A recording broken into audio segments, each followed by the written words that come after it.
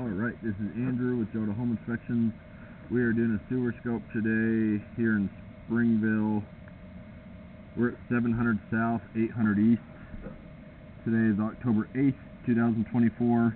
And we have the camera pushed out 101 feet. So a pretty average length of a sewer line. I'm always saying that the average length of a line that I see is about 100 feet, and you're right there. So this first connection point is called the nose on. This is where it goes from your lateral line into the main city line. Kind of strange, it looks like it's flat on the bottom, but there's a big offset around the top, almost like it's disconnected.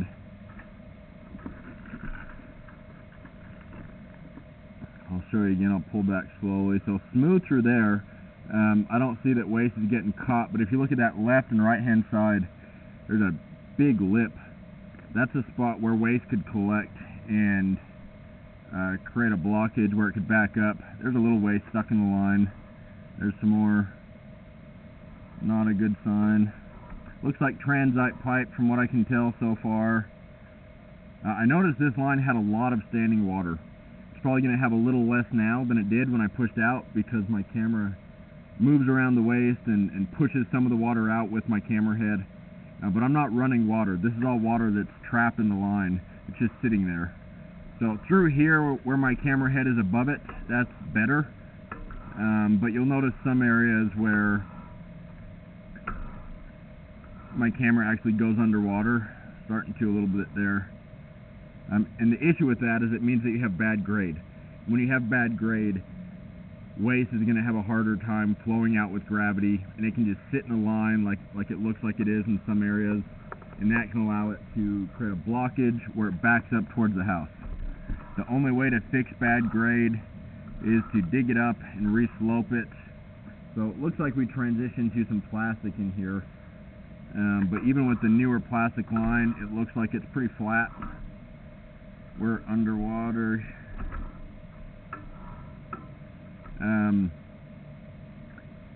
And I'll also note, when you have standing water, that can be caused by a blockage, but since we were able to, get past this standing water and see that there wasn't a blockage or an offset, we know this is bad grade.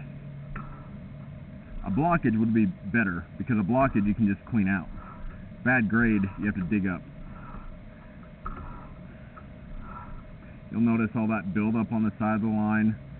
When you have bad grade, grease and scum will kind of build up on the side of the pipe. That makes it sticky and easier for waste to collect and create a blockage.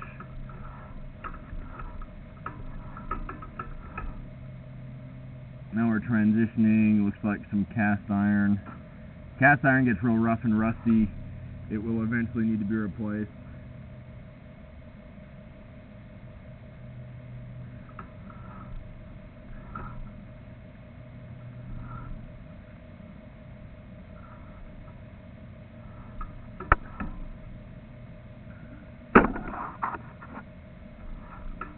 No standing water through here, which is good.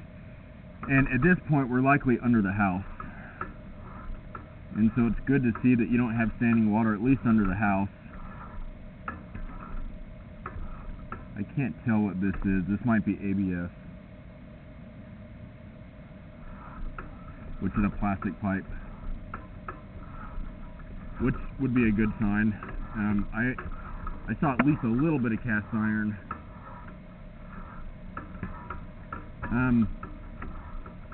So overall, not great. It looked like it was flat in a lot of areas, which can allow waste to build up and create a blockage. It's real hard to predict.